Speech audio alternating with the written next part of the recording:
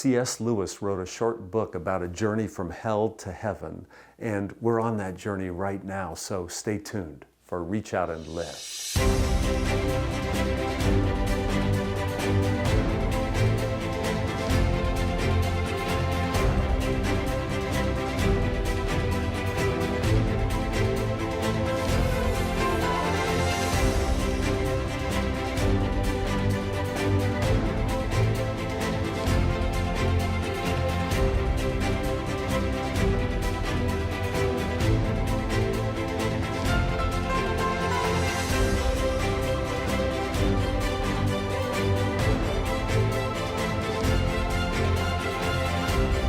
Welcome to Reach Out and Live, a program of music, scripture, and sermon brought to you each week by the many viewers and members of First-Plymouth Church, Lincoln, Nebraska. Hi, I'm Jim, minister here at First-Plymouth.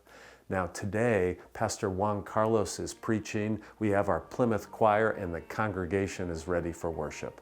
Let's join them.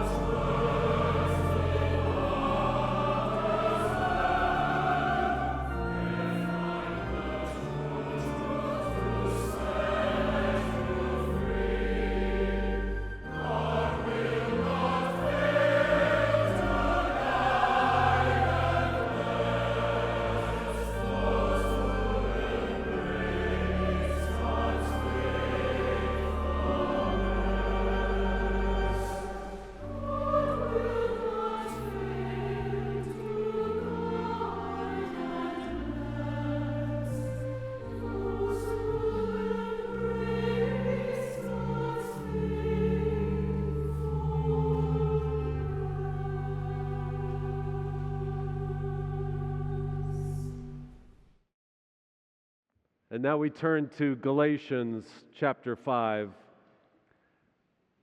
Listen for the fruits of the Spirit. You, my brothers and sisters, were called to be free. But do not use your freedom to indulge the flesh. Rather, serve one another humbly in love.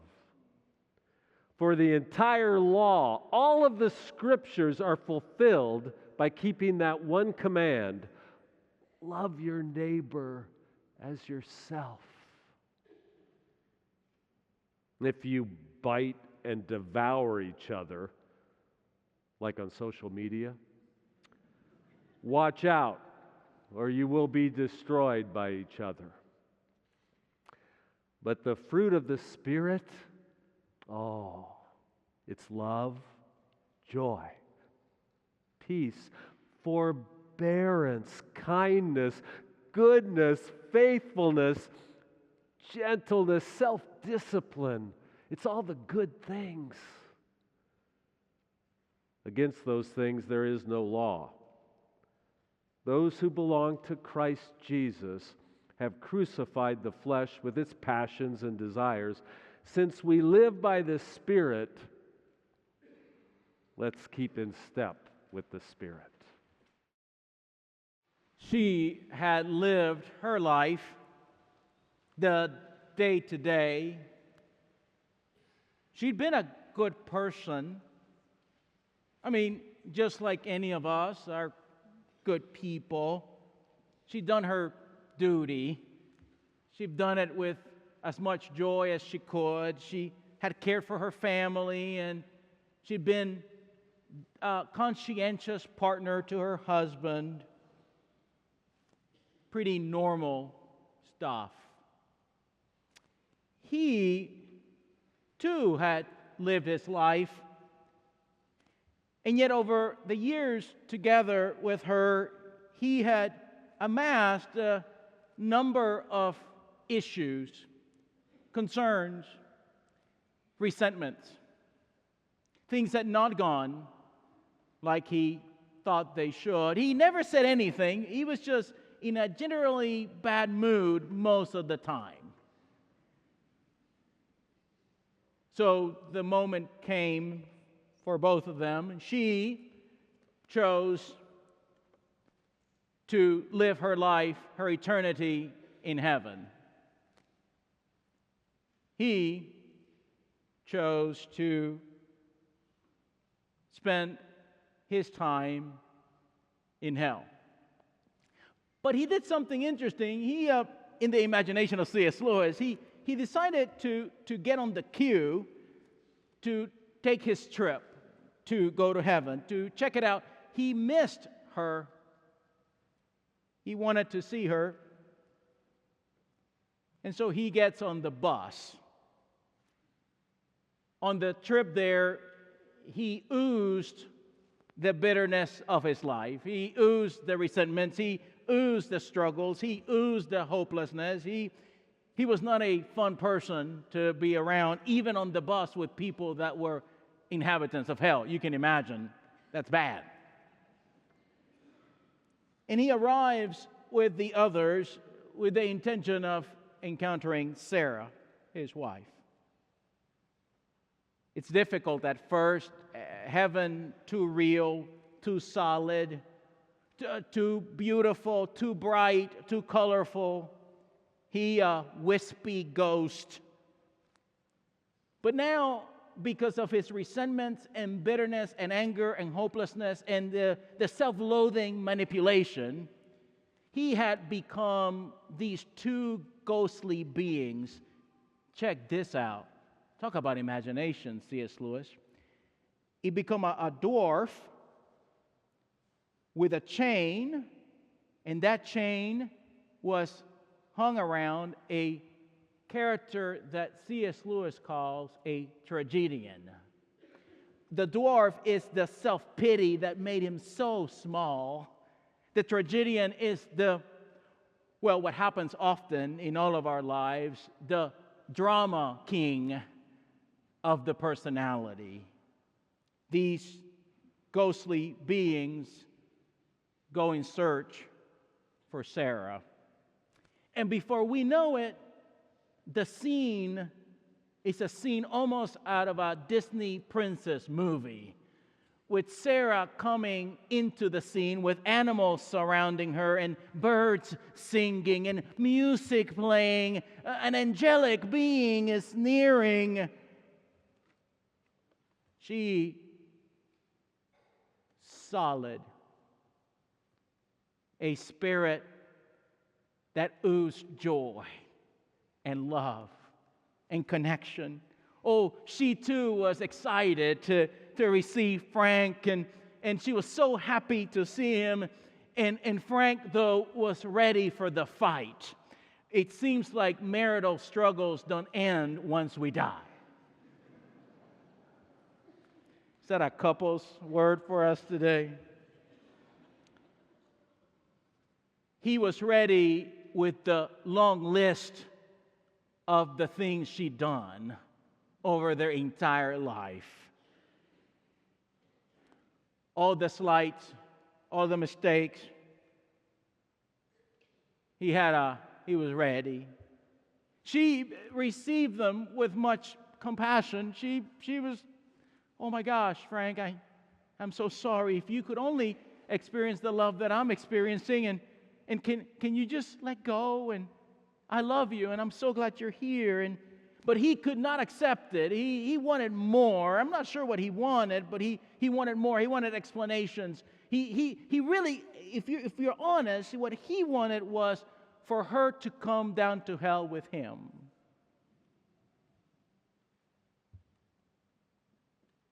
He didn't like her joy.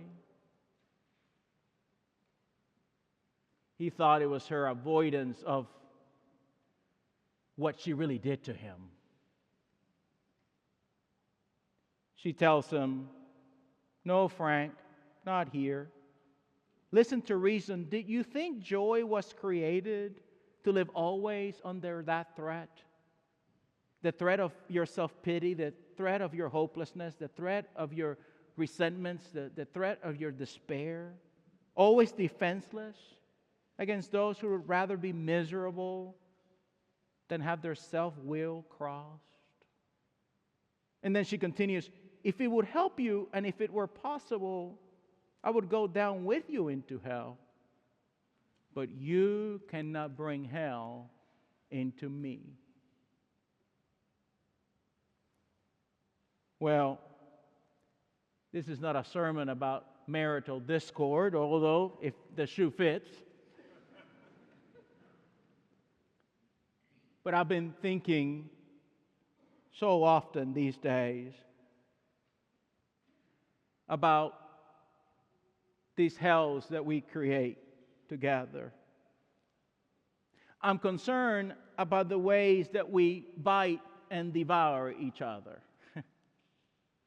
I'm concerned how our hopelessness and our despair and our resentments and our angers and our disappointments overwhelm us, really all of us. And we all have our set. Sometimes I wish that we would be real about those and just let them be, get them out of our system.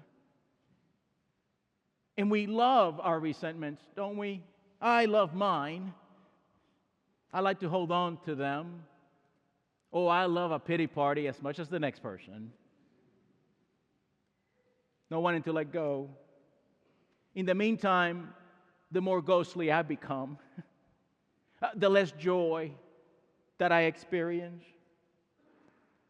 And then in that movement, in that way, then we lose our way. We get disoriented ourselves.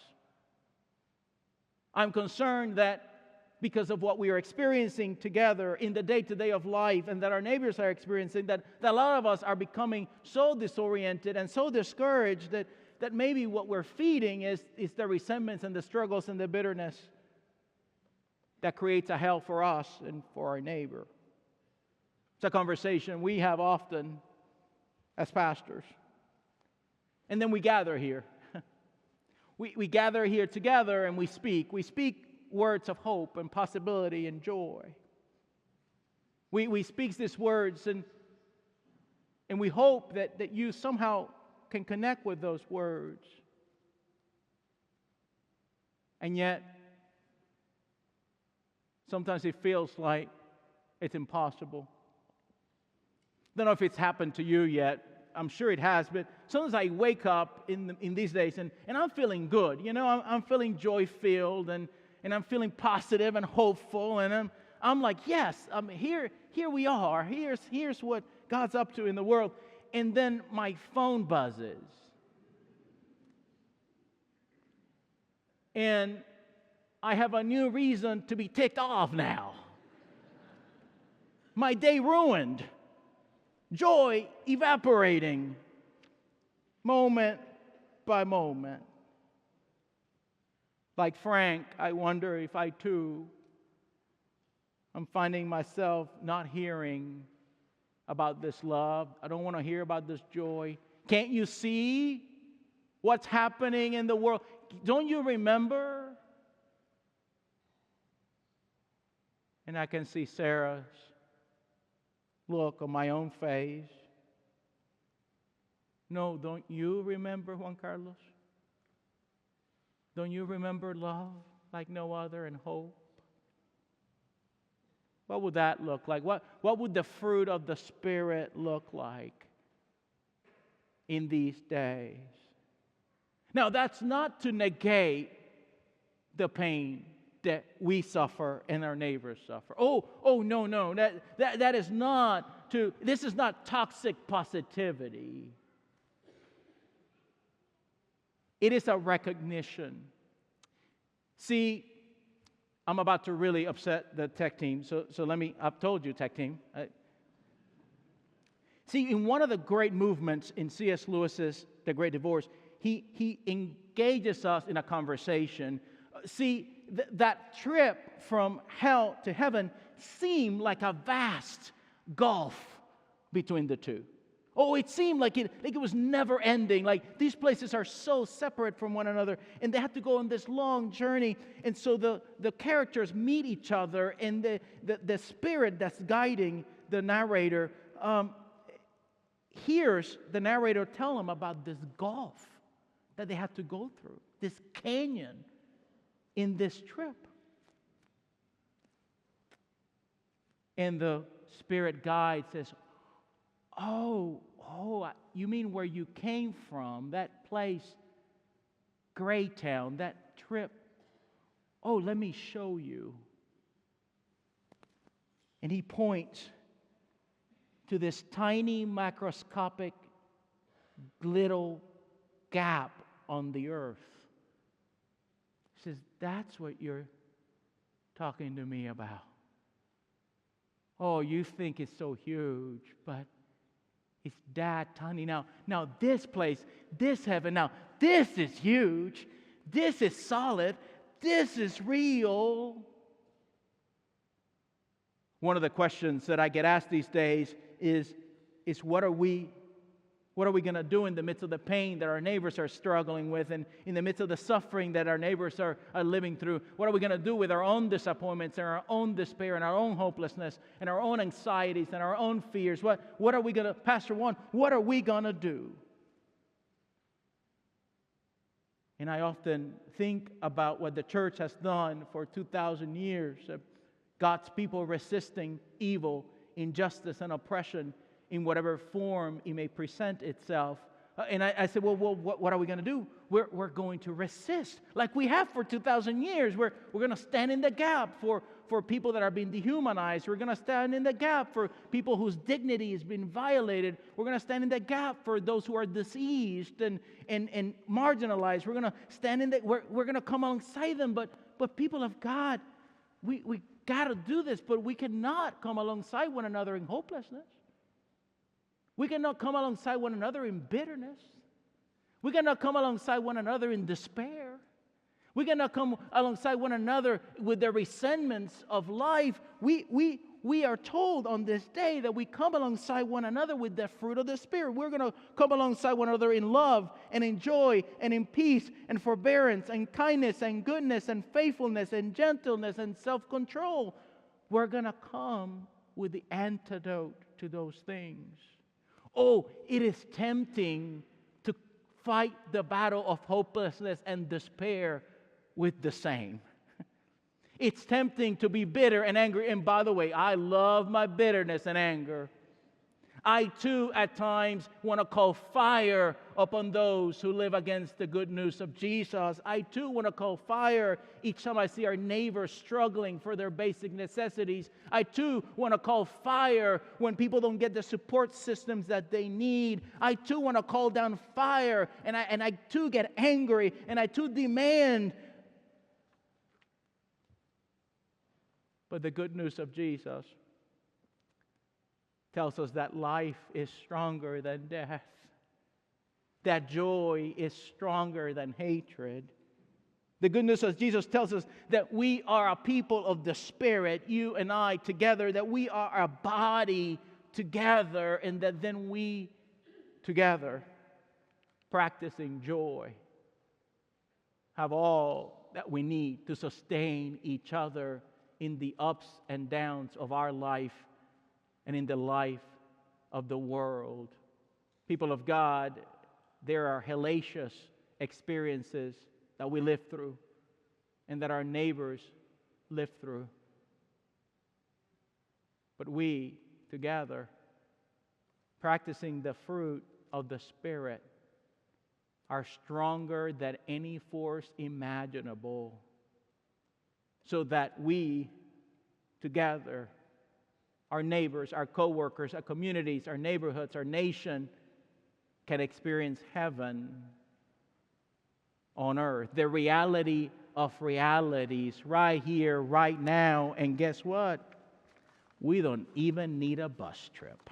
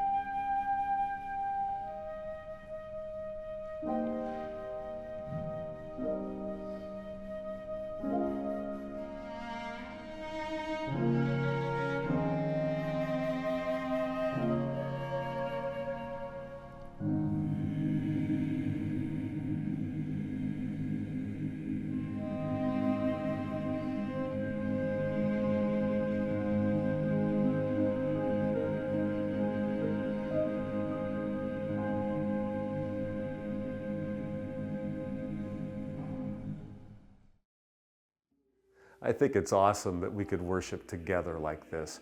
Do you know you could join our worship services live every Sunday morning at 9, 10:30, or 11:59 on Facebook, YouTube, or our website, and all of that is made possible by people like you that offer gifts. If you believe that an open-minded, loving congregation can help change the world, then consider making a donation. It will help us increase the love of God and neighbor in both Nebraska and the world. Last year, First-Plymouth Church, with your help, bought and forgave over $600,000 of medical debt for struggling families. The FP Just Neighbors initiatives help with the costs of laundry at local laundromats and help fill our neighbors' gas tanks at special volunteer events. And every month, First Plymouth members help feed the neighborhood by acting as a food drop location for the Lincoln Food Bank. There are so many ways you could help us help others. If you would like to join our Sunday live streams or just learn more about our church, go to firstplymouth.org or find us on Facebook and YouTube. In C.S. Lewis's book that we're studying this Lent at First Plymouth, he makes it clear you always have a choice. You could choose what is good or not. It's always your choice. So make good choices and reach out and live. Tune in again next week for another edition of Reach Out and Live.